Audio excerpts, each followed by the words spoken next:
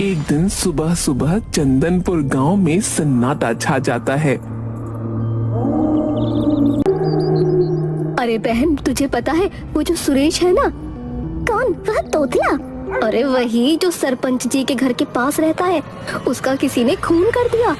क्या खून? और वो भी हमारे गांव में? हाँ, अभी अभी सरपंच साहब ने पुलिस को खबर की है, वो बस आती ही होगी।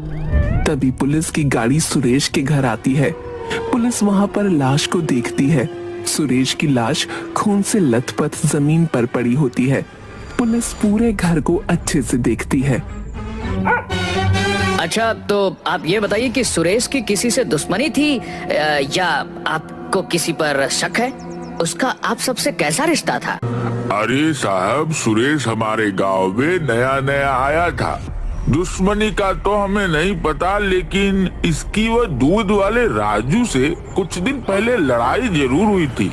सुरेश ने राजू का सारा दूध बर्बाद कर दिया था। हाँ, और उस दूध वाले राजू ने उसे गुस्से में जान से मारने तक की धमकी दी थी। अरे हाँ साहब, वह बात कुछ ऐसी थी कि सुरेश राजू से रोज दूध लेता था, लेकिन आज तक उसके पैसे नहीं दिए। और उस दिन राजू सुरेश से पैसे मांगने के लिए घर आया तो सुरेश ने मना कर दिया और उसका सारा दूध भी बर्बाद कर दिया। फिर दोनों में बहुत बड़ी लड़ाई हो गई और उस दिन सुरेश को राजू ने धमकी भी दी थी। आप और क्या क्या जानते हैं सुरेश के बारे में? मुझे सब बताइए। और क्या सुरेश शराब भी पीता था? साहब, गांव में तो उसकी इतनी ज्यादा किसी से बोलचाल नहीं थी, पर हाँ, वह जब भी पास से निकलता था उसमें शराब की बू जरूर आती थी। वह हर रोज शहर जाया करता था, पर शहर में कहाँ जाता, क्या करता, ये भी हम में से किसी को नहीं पता।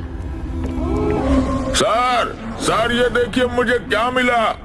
इंस्पेक्टर के सामने एक लाल मोती का टुकड़ा रखता है।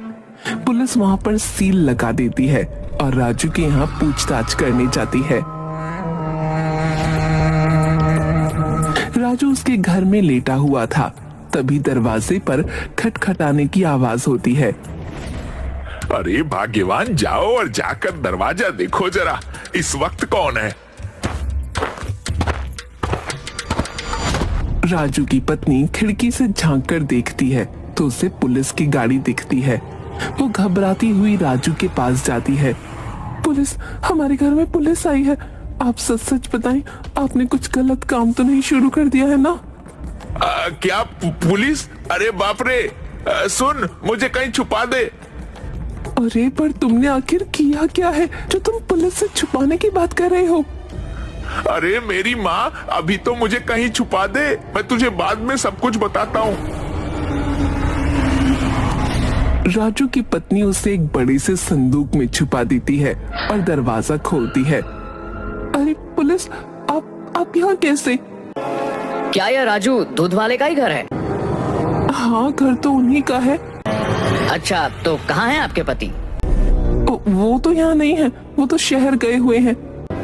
क्या शहर? तो वो वहाँ से कब तक आएगा? वो मुझे नहीं पता। तभी उसका दम घुटने लगता है और वो जोर जोर से खांसने लगता है।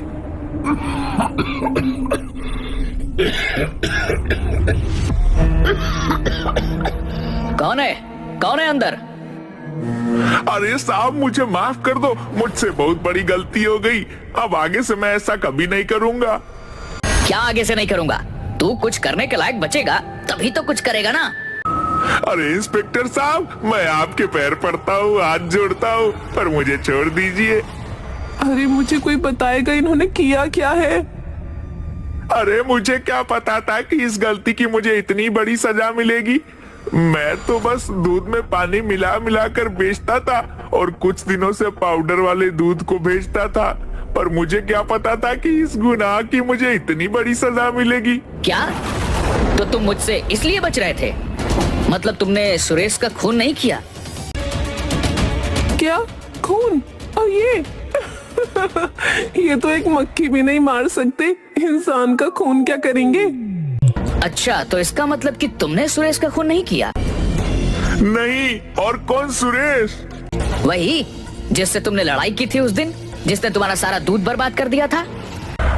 अरे साहब, मैं तो वह कब का भूल गया, और वैसे भी वह मेरा उधार नहीं चुका रहा था, तो बस इसीलिए मैंने उसे धमकी दी थी। इंस्पेक्टर पुलिस स्टेशन में बैठा होता है कि तभी फोन की घंटी बजती है। क्या?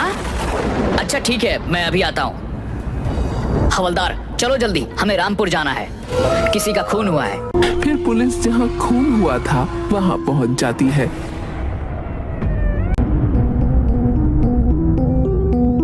दिनेश क्या करता था और क्या उसकी किसी से दुश्मनी थी? नहीं नहीं, यहाँ पर तो उसकी किसी से दुश्मनी नहीं थी, पर वह अपने काम से शहर जाता था, पर वहाँ किसी से दुश्मनी हो तो पता नहीं।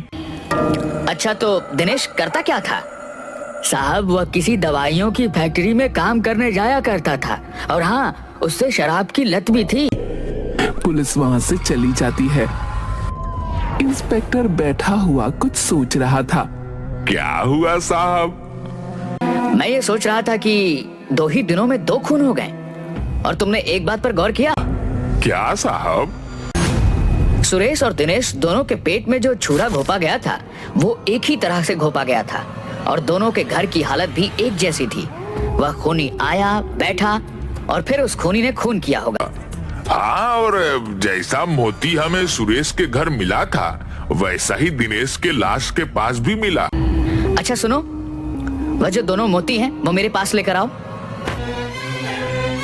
अरे ये तो दोनों बिल्कुल एक जैसे हैं, और देखो इन्हें जोड़ने पर जुड़ भी रहे हैं। इसका मतलब है कि दोनों का खून किसी एक ही इंसान ने किया है। क्या आप इसे जानते हैं?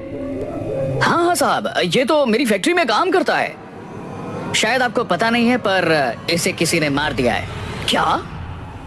जी हाँ, बस इसी की पूछताछ करने के लिए हम यहाँ पर आए हैं। क्या दिनेश की यहाँ पर किसी से दुश्मनी थी? नहीं नहीं साहब, यहाँ तो उसकी किसी से कोई दुश्मनी नहीं थी। दरअसल दिनेश, सुरेश और रमेश तीनों बहुत अच्छे दोस्त थे, पर सुरेश और दिनेश पिछले कुछ दिनों से काम पर नहीं आ रहे थे। क्या यह वही सुरेश है? जी हाँ मैनेजर साहब, आपके इन दोनों कर्मचारियों की हत्या हो चुकी है। क्या? सुरेश भी? जी, हम रमेश से मिलना चाहते हैं। जी बिल्कुल। क्या आप ही दिनेश और सुरेश के दोस्त रमेश हैं? जी हाँ, मैं ही सुरेश और दिनेश का दोस्त रमेश हूँ। तब तो आपको पता ही होगा कि सुरेश और दिनेश को किसी ने मार दिया है। हाँ इंस्पेक्टर साहब, मुझे आज ही सुबह पता चला। तुम शराब भी पीते हो? जी वो कभी कभार। इसका मतलब कि तुम तीनों एक साथ ही शराब पीने जाते होंगे। हाँ, हम तीनों काम खत्म करके फैक्ट्री के पास वाली शराब की दुकान पर जाते थे, पर सुरेश और दिनेश दोनों ही बहुत ज्यादा शराब पीते थे। कभी कभी तो शराब के ठेके पर ही पड़े हुए मिलते। इंस्पेक्टर और हवलदार दोनों ही शराब के ठेके पर पहुंच जाते हैं, जहां सुरेश, दिनेश और रमेश तीनों अक्सर जाया करते थे। कुछ और पूछताछ करके वो दोनों वहां से निकलने लगते हैं। तभी उन्हें शराब के ठेके के बाहर एक औरत मूंगफली बेचती हुई दिखती है। सर, वह देखिए, उस औरत के गले में वैसा ही मोतियों की हार है जैसे मोती हमें सुरेश और दिनेश की लाश के पास दिखे थे। एक मामूली मूंगफली का ठेला लगाने वाली के पास इतना महंगा हीरो का हार क्या कर रहा है?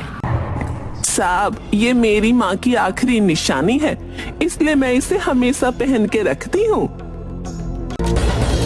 क्या आप इन दोनों को जानती हैं? हाँ साहब, ये दोनों और इनका एक दोस्त तीनों यहाँ आकर अक्सर शराब के ठेके पे आते थे और मेरी ठेले से मूंगफली भी लेके खाते थे।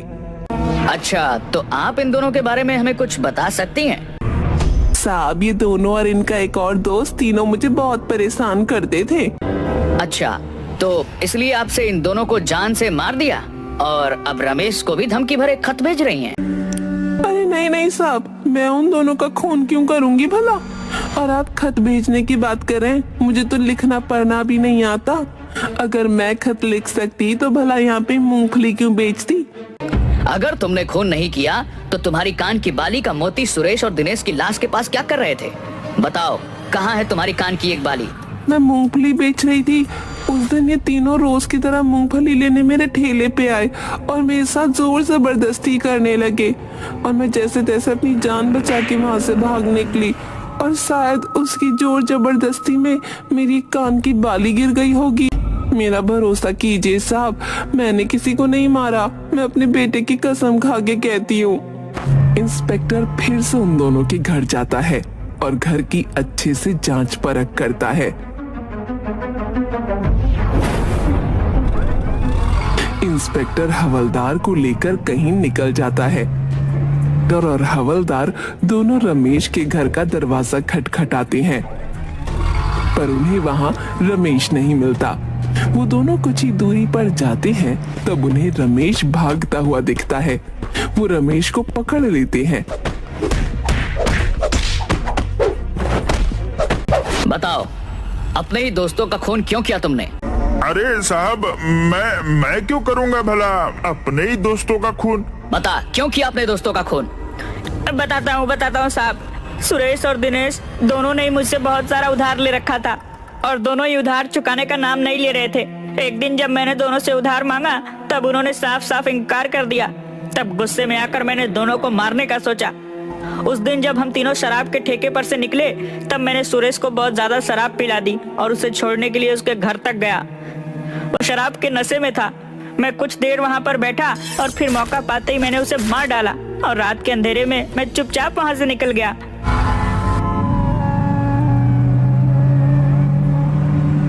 और फिर पुलिस उसे जेल में बंद कर देती है।